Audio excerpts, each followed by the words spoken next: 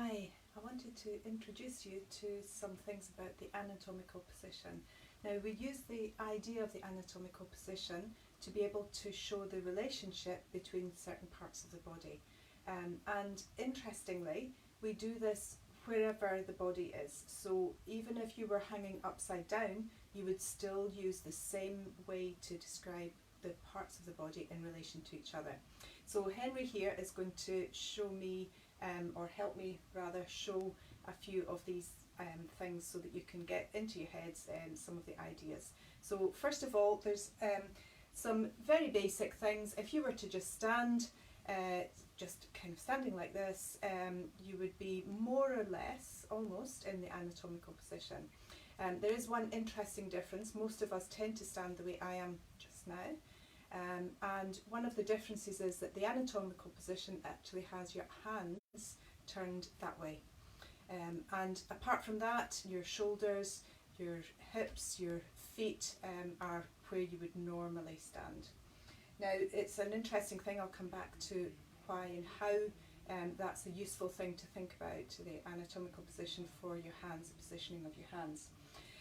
When we talk about using the anatomical position, what we often do is we relate things to each other.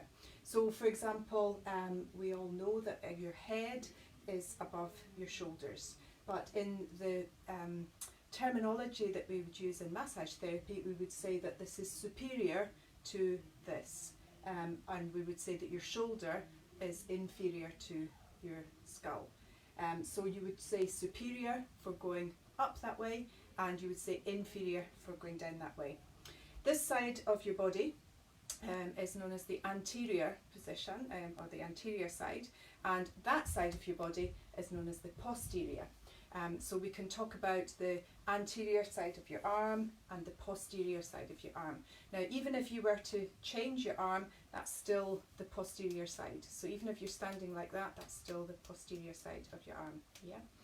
We also talk about things, for example, in the arms and legs, we talk about things being distal or proximal. So we talk about the distal side is the one that's furthest away, and the proximal side is the furthest nearest the trunk of the body. Okay, so that's just a few bits and pieces. I'll probably add some more in some other modules.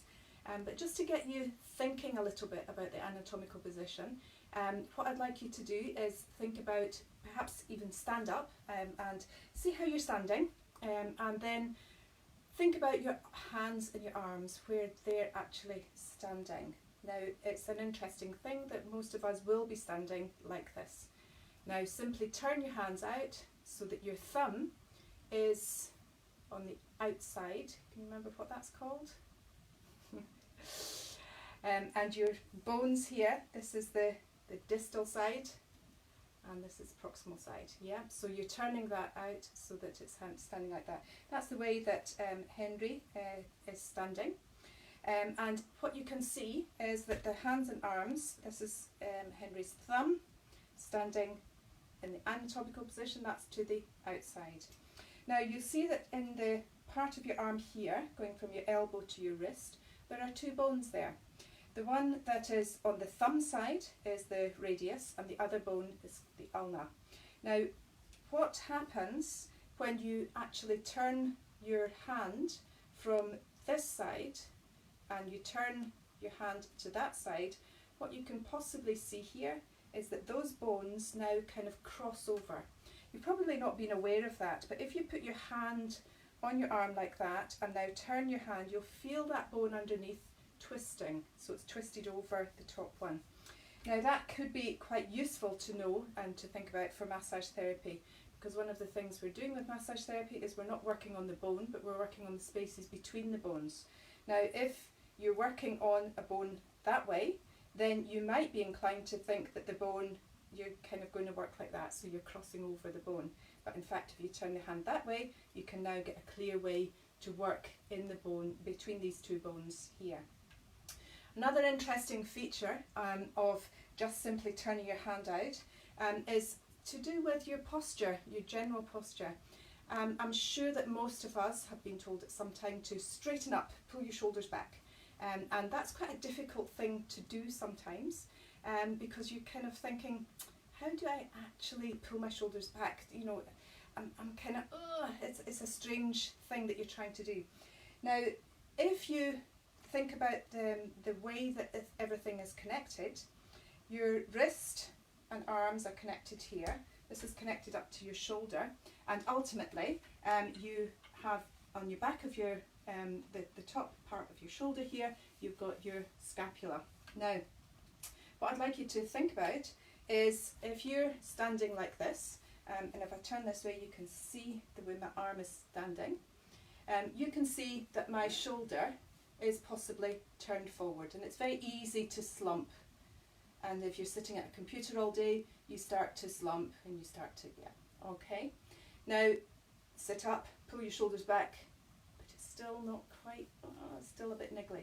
Now, what I would suggest you try is turn your hand so that your thumb's on the outside. And what you'll find is that by turning that bone here, the top of your humerus, turning like that, actually changes the way that the muscles are pulled here. That will change the way the muscles are pulled across your scapula, and it's much easier to put your scapula, instead of sticking out like that, to actually flatten them against your back. So what I would suggest is, don't think about straighten my shoulders. Think about turning my hand and flattening my scapula. And suddenly what you find is that your posture is so much better. Now, once you've practiced that a few times just standing, what I would suggest you do is try sitting and see if, working at the computer, if you can actually turn your shoulder so that you're flattening your scapula. Yeah, so sitting at the computer with your shoulders turned like that, and think about how that feels to turn your shoulders and flatten your scapula. Think about how much more space there is in your chest for breathing. And when you're sitting trying to relax, try and sit with your shoulders like that so that you've got the best benefit you can from your breathing, because all these muscles here and your shoulders are much more relaxed. If you suffer from pain across the back of your neck, across this part of your back, and particularly people who sit at a computer all day, you'll find the muscles that are in here going from your scapula to your spine. These muscles here tend to get really quite tender and sore. Now, if you can manage to pull your scapula so that they're lying flatter, that relaxes these muscles, and what you might find is all the way up here, you'll find that that all starts to relax. So it's a really good thing, a very simple thing to do, to think about your posture and how to change that. Okay, I hope that was helpful.